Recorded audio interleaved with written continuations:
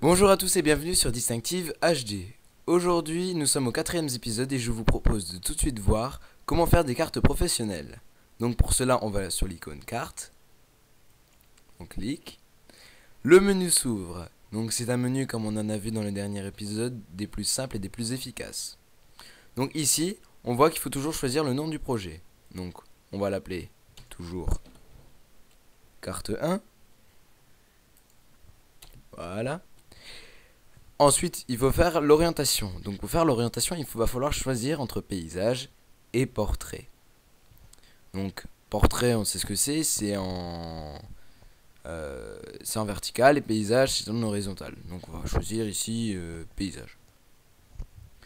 Et ici, il faut sélectionner toujours le style. Donc on a toujours épuré, contemporain, comme on l'avait dit, loisir, pour les nourrissons, comme dans les deux. C'est un peu les mêmes thèmes que les derniers, sauf qu'on va devoir choisir. Donc au lieu de prendre le menu épuré, comme dans le dernier épisode, on va peut-être prendre pour les loisirs. On va donc sélectionner des photos pour le projet. Voilà. Donc là, j'ai toujours mes photos qu'on a pu voir dans le dernier épisode, donc rien n'a changé. Donc on les sélectionne toujours en glissant le curseur dessus. Ensuite, on clique et on les glisse ici. Ici, on va peut-être choisir. Donc là, il y a 50 éléments. C'est bien choisi quand même. J'ai eu de la chance de tomber sur 50 d'un coup. Donc là, on a nos éléments. On va peut-être pas changer l'ordre. On va tout de suite aller à la carte sur personnaliser votre projet. Le menu s'ouvre et ça ressemble très clairement un peu au livre. Il y a la couverture, il y a l'intérieur et il y a l'arrière. Donc ici, on peut voir juste ici où on peut changer. On peut un peu mettre ce qu'on veut. Donc vous voyez, l'interface est quand même toujours super sympa. Donc vous voyez, on peut peut-être pas faire comme dans le dernier avec l'option 3D, juste pour des soucis de facilité, mais cliquer ici, c'est des plus simples. Donc on a toujours nos photos. Donc maintenant, si on veut mettre une photo, donc comme toujours, on va choisir la photo qu'il faut. Donc ici, c'est une carte plutôt de famille ou d'anniversaire. Donc on a dit des cartes personnalisées. Donc on a dit des cartes, ça peut être ou professionnel, ou ça peut être de toute façon des cartes d'anniversaire ou des cartes pour souhaiter une fête. Ça touche à tous les domaines. Donc ici, on va préférer peut-être prendre pour un anniversaire, histoire que c'est sympa. Et ici, on va par exemple écrire, je sais pas, bon anniversaire.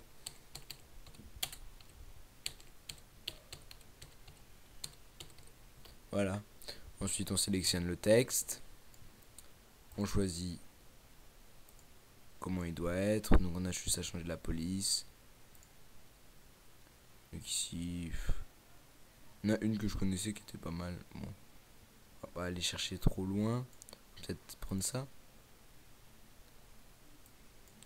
Donc ici, ça risque d'être un peu trop grand. Donc on va resélectionner le texte et on va choisir la police cette fois. 48, un tout petit peu trop petit, et 60, c'est juste bon. Donc ici, on peut toujours mettre ici et on peut toujours on reclique ici et on peut toujours la déplacer. Donc ici, on va l'ajuster au contexte. Voilà.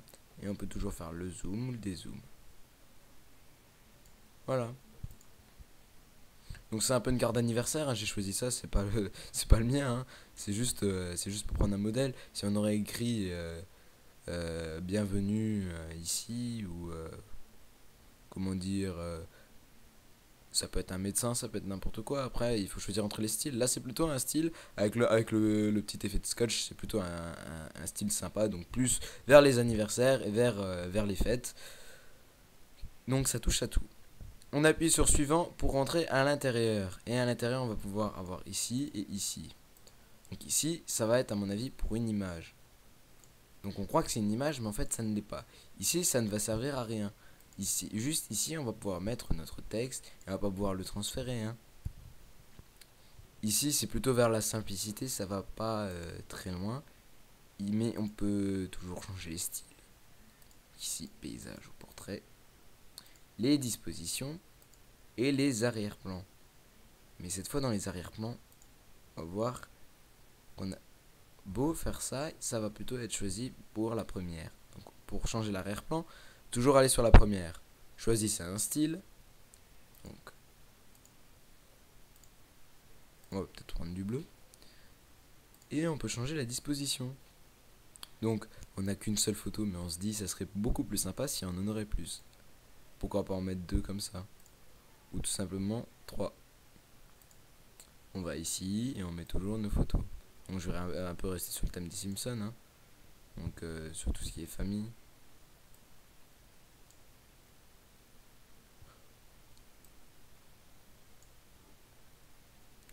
Voilà. Donc vous voyez, ça peut être très sympa. Et pour les imprimer, toujours contacter la commande en ligne. Voilà. Donc ici on ne met rien. Ça ne sert à rien, c'est toujours quand on ouvre un livre, il y a toujours la page de gauche qui reste comme ça. Donc c'est qui reste blanche, c'est normal. Ici on met le texte, donc on choisit, on met appliquer à tous les éléments. Et on a l'arrière de la carte, où ici on va pouvoir choisir toujours la disposition. Donc la disposition, ici on n'en a qu'une. Pourquoi on n'en a qu'une? Parce que c'est l'arrière, ça doit rester des plus sobres dans le style. Si je veux changer de style, maintenant on va garder un peu la même chose.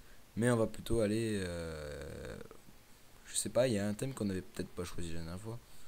Allez, contemporain.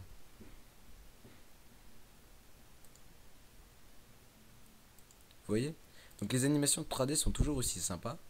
Et on a toujours cet effet de style.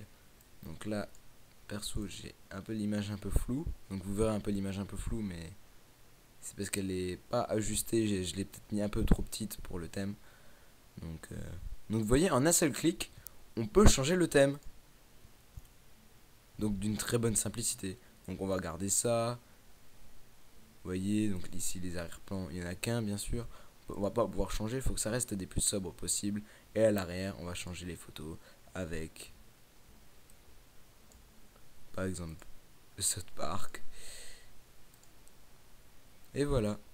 Donc voilà comment faire des cartes d'anniversaire ou des cartes professionnelles des plus simples possibles. J'espère que cet épisode 4 vous aura plu. En tout cas, vous avez vu depuis le dernier épisode que les qualités, j'ai pu monter les qualités de mes vidéos en 1080p.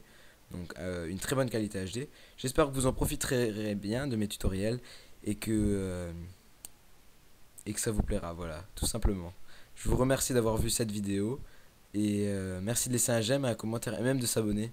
Vous savez, ça fait toujours plaisir à la chaîne. Allez, salut les amis. Ciao.